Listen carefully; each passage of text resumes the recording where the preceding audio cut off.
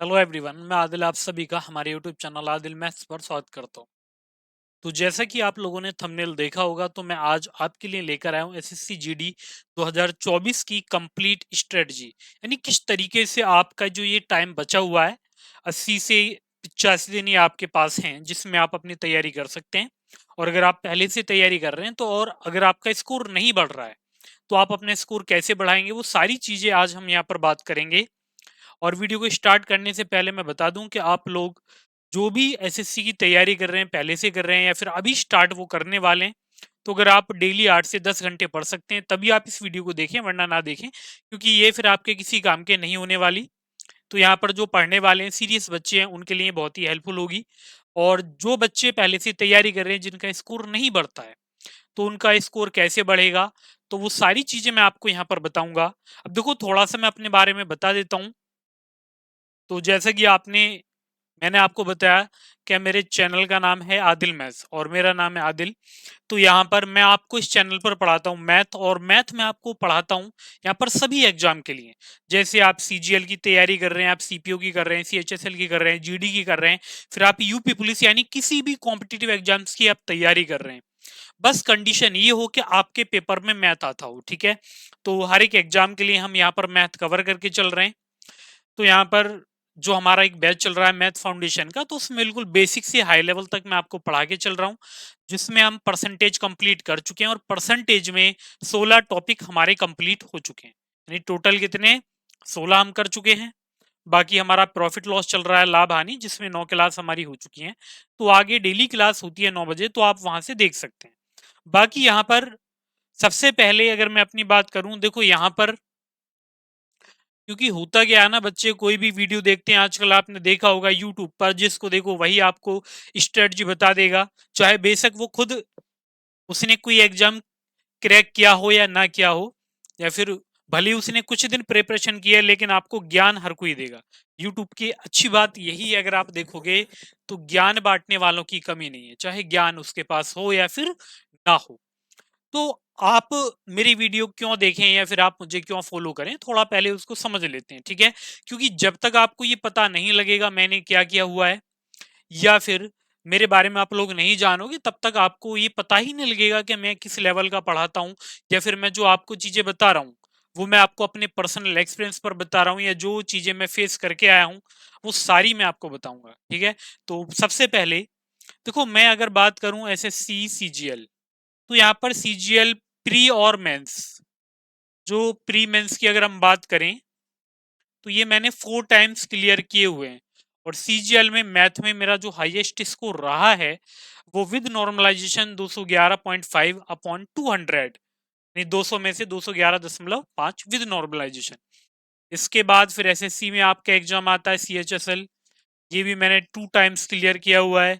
इसके बाद एसएससी में हमारा सीपीओ आता है, ये भी 2 टाइम्स। इसके बाद एसएससी में एमटीएस आता है, ये भी 2 टाइम्स क्लियर किया हुआ है। इसके बाद रेलवे आता है आपका। अब देखो, रेलवे में एनटीपीसी हो, ग्रुप डी हो या फिर आरपीएफ हो, ये सभी एग्जाम मैंने क्लियर किए हुए हैं। तो आप लोग समझ सकते हैं। देखो, एक तो ये है कि यहाँ पर केवल मैंने एग्जाम दिए, दूसरा ये है कि मैं यहाँ पर ऑफलाइन भी पढ़ाता हूँ और ऑनलाइन भी मैं पढ़ाता हूँ। तो यहाँ पर मेरा ऑनलाइन प्लस ऑफलाइन, तो मुझे ये पता है कि बच्चों को कहाँ पर दिक्कत आती है, समझे। तो बच्चों को जहां पर दिक्कत आती है, वो सारी चीजें मैं आपको यहाँ पर आज क्लियर करने वाला हूँ। यानी कैसे आप अपनी तैयारी करेंगे 80 दिन में, जैसे कि आपने थंबनेल देखा होगा। यानी कैसे आप अपना स्कोर बढ़ा पाएंगे, या फिर आप अगर बिगिनर हैं तब आप कैसे तैयारी करेंगे, तो यहाँ पर बिल्कुल डिटेल में मैं आपको बताऊंगा। तो अगर आप चैनल पर नए हो, अभी तक चैनल को आपने सब्सक्राइब नहीं किया है, तो चैनल को सब्सक्राइब कर दें और वीडियो को लाइक और शेयर कर दीजिए। तो सबसे पहले देखो, हम यहाँ पर देखेंगे हमारा सिलेबस है क्या, यानी कौन कौन से सब्जेक्ट हमारे यहाँ पर आने वाले हैं, और किस सब्जेक्ट को हम कितना टाइम देंगे। क्योंकि ये सबसे इंपॉर्टेंट होता है कि कौन सा सब्जेक्ट आप कितना समय उसको दे पा रहे हैं। क्योंकि होता क्या है कि मान लीजिए कि कोई सब्जेक्ट आपका फेवरेट है, लेकिन फेवरेट क्या है कि आप उसको ज्यादा पढ़ते हैं, आपको आता है, फिर भी आप टाइम ज्यादा दे रहे हैं, इसका मतलब यहाँ पर आप टाइम बर्बाद कर रहे हैं। क्योंकि आपको जो चीजें आती हैं उस पर कम समय दो, जो नहीं आता उस पर ज्यादा समय देना है आपको। तो वही हम समझ लेते हैं पहले। तो यहाँ पर हम बात करेंगे आज एसएससी जीडी 2024 2024 कि जो हमारी स्ट्रेटजी होने वाली है वो आखिर क्या रहेगी, यानी हमारी रणनीति क्या रहेगी। तो अगर आपको सिलेक्शन पाना है तो जो रणनीति मैं आपको आज बताने वाला हूं आप उसको फॉलो करके चलिए। आपको 99% देखो 100% मैं नहीं कह सकता, 99% यानी 99.99% आपको यहां पर सफलता मिलेगी। और आगे चल के मैं आपको ये भी बताऊंगा आपको कैसे पेपर अटेम्प्ट करना है, मॉक टेस्ट कैसे देने हैं। तो सारा जो मेरा एक्सपीरियंस रहा है अभी तक का वो आपके साथ में शेयर करूंगा। तो अगर आप एसएससी जीडी की बात करें तो जीडी में जो आपके सब्जेक्ट आते हैं यहाँ पर 4 सब्जेक्ट आते हैं। अब ये 4 सब्जेक्ट हैं कौन कौन से? देखो सबसे पहले आपने देखा होगा जनरल अवेयरनेस, जिसको आप जीए भी कह सकते हैं। अब ये जो जीए हो गया आपका एक पहला, इसके बाद जो दूसरा सब्जेक्ट आता है वो आपका आ गया हिंदी। हिंदी तीसरा रीजनिंग आती है, क्योंकि देखो यहाँ पर कुछ सब्जेक्ट ऐसे हैं जो सभी बच्चे इसको पढ़ते हैं रीजनिंग। और जो यहाँ पर फोर्थ आता है ये आता है मैथ। अब देखो यहाँ पर एक बात याद रख के चलना, अगर आपको सिलेक्शन लेना है तो आपको हर एक सब्जेक्ट पढ़ना पड़ेगा, वो भी इक्वल, चाहे आपका वो फेवरेट हो या फिर ना हो, चाहे वो आपको अच्छा लगे या ना लगे, लेकिन आपको पढ़ना सब कुछ पड़ेगा। समझे? यहाँ पर मैं आपको ये भी बता के चलूंगा गलतियां आप कहाँ पर करते हैं और क्या आपको गलती नहीं करनी है, पहले वो समझिए।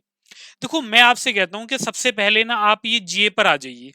अब जीए में क्या आता है? देखो जीए में एक तो आता है आपका करंट अफेयर, करंट अफेयर यहां पर आ जाएगा।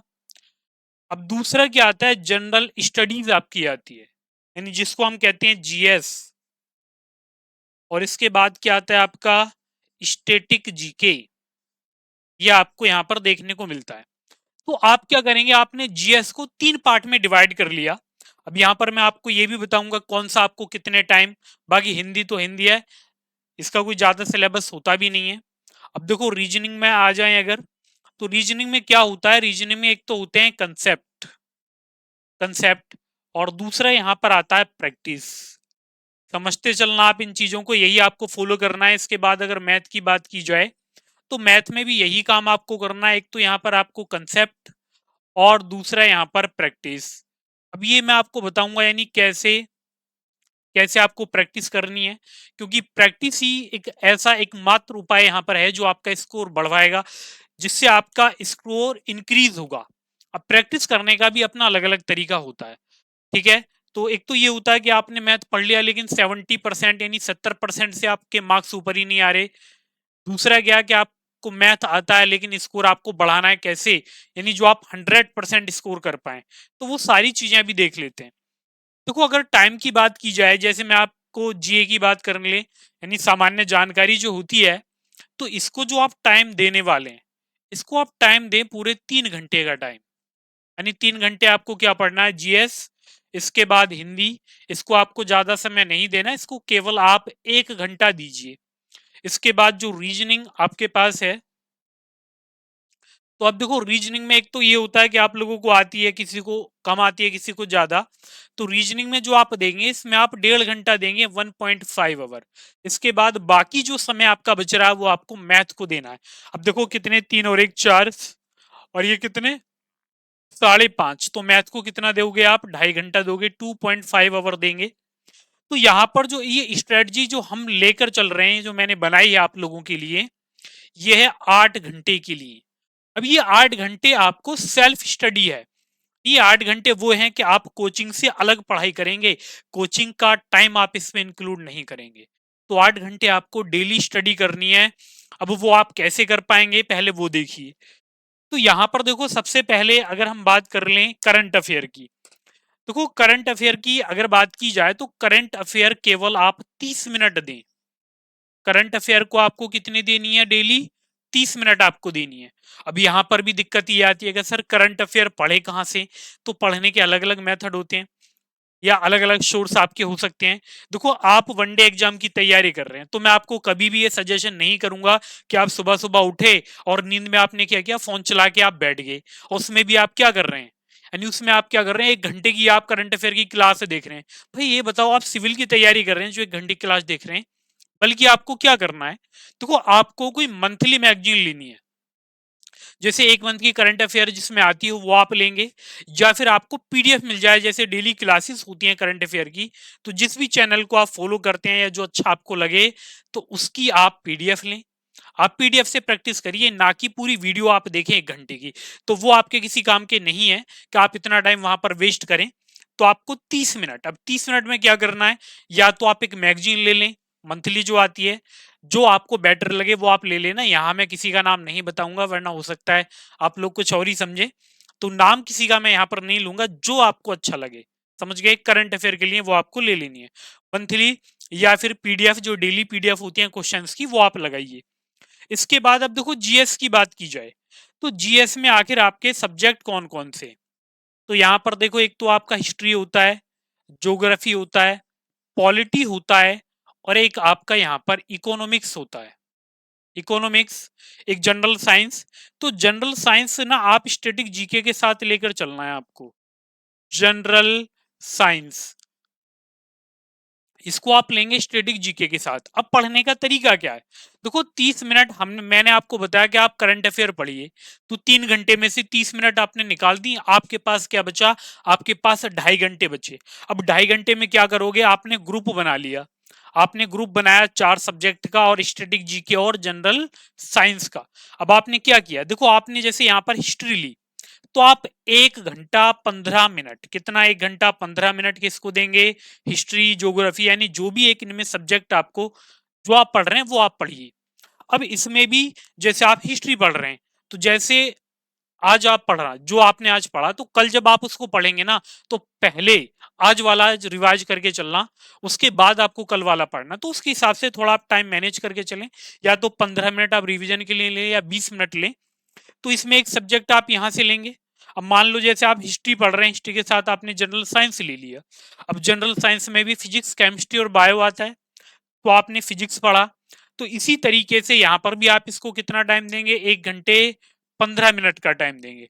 लेकिन याद रहे, जो आज आपने पढ़ा है कल वो पहले रिवीजन करना, उसके बाद नया पढ़ना है। फिर अगले दिन जब आप पढ़ोगे तो जितना पढ़ चुके हो उसका रिवीजन, फिर उसके बाद आप नया पढ़ेंगे, ऐसा आप करना। ठीक है, इस तरीके से आप करेंगे। याद रखना, कंपटीशन में मैटर करती है स्पीड, स्पीड आती है प्रैक्टिस से, बिना प्रैक्टिस के स्पीड नहीं आ सकती। तो इसलिए आप ना धीरे धीरे क्या करना है, आपको रिवीजन पे ज्यादा फोकस करना है। तो जितना आप रिवीजन करोगे इतनी चीजें आपको याद होती चली जाएंगी। अब देखो ये अपना अपना तरीका होता है याद करने का, जैसे आपको बेटर लगे, या तो आप लिख कर लें, या फिर आप जैसे भी कर सकते हैं। ठीक है, पॉइंट पॉइंट इन नोट करके कर लें। अब जैसे हिंदी आती है, हिंदी को तो आपको 1 घंटा डेली का देना ही देना, ये आपका फिक्स है। डेली आपको हिंदी 1 घंटे पढ़नी है जब तक आपका पेपर नहीं हो जाता। ये कभी मत सोचना कि आपको हिंदी आ गई, समझ गए, क्योंकि टारगेट आपको पूरा यही बना के चलना है कि हिंदी के 20 क्वेश्चन आपके आने वाले हैं, तो यहाँ पर 20 के 20 क्वेश्चन आपको बनाने हैं। जीएस में आपके 20 क्वेश्चन आएंगे, तो यहाँ पर आपका टारगेट ये हो कि आपको 15+ क्वेश्चन यहाँ पर करने हैं। अब जैसे मैं आपको ये बता के चल रहा हूं ना, आप इतना ही कर पाओगे, समझे, यहां पर उम्मीद से ज्यादा आप करोगे। अब जैसे रीजनिंग की बात की जाए, अब देखो रीजनिंग में 1.5 घंटा क्या क्या आप पढ़ोगे, 1.5 घंटा पहले वो समझिए। देखो मान लीजिए आप अगर बिल्कुल बिगनर हैं, तो आपको क्या करना है, सीखना है, कंसेप्ट पढ़िए आप, कोई दिक्कत नहीं है। लेकिन आपने अगर रीजनिंग पढ़ रखी है, आपने क्या कर रखा है, रीजनिंग पढ़ ली, अब आप क्या कर रहे हैं भैया, आप कंसेप्ट पढ़ें केवल 30 मिनट, यानी डेली आपको क्या करना है, मान लो जैसे आपने घड़ी टॉपिक लिया, 30 मिनट आपने वो पढ़ा, बाकी जो आपके पास 1 घंटा बचा, उस 1 घंटे में ना आप मिक्स क्वेश्चन की प्रैक्टिस करिए। अब मिक्स क्वेश्चन के लिए या तो मार्केट से कोई आप रीजनिंग के प्रैक्टिस सेट की बुक ले आए, या फिर आप किसी भी, यानी बहुत सारे आपने देखा होगा ऑनलाइन प्लेटफॉर्म है जो टेस्ट मॉक टेस्ट कराते हैं, तो वहां से आप टेस्ट खरीदें, बाय कर लें, और उसकी आप रीजनिंग लगाएं। अब रीजनिंग जैसे 1 घंटे में आप जितने भी क्वेश्चन कर पाते हैं, आप 20, आप 40 क्वेश्चन कर पाए या 60 कर पाए, तो वहां आपको ये भी पता लगेगा टाइम कितना लग रहा है, ये भी पता लगेगा कि आप क्वेश्चन बना पाते हैं या नहीं बना पाते हैं। जब आप डेली मिक्स क्वेश्चन करोगे तो आपकी स्पीड बहुत ज्यादा हो जाएगी। तो ये काम आप इसमें करके चलना। अभी देखो यहाँ पर मैं आपको थोड़ा मोटी मोटी ये बता के चलूंगा कि ये काम आपको करना है, फिर मैं आपको एक स्पेशल वीडियो लेकर आऊंगा कि आपको जैसे पर्टिकुलर सब्जेक्ट कैसे पढ़ना है, जैसे मैथ कैसे पढ़ना है, वो सारी चीजें मैं देखेंगे। तो फिलहाल में अभी हम ये देख रहे हैं कि जब आप लोग अगर पढ़ रहे हैं या अभी स्टार्ट कर रहे हैं, तो ये काम आप करिए।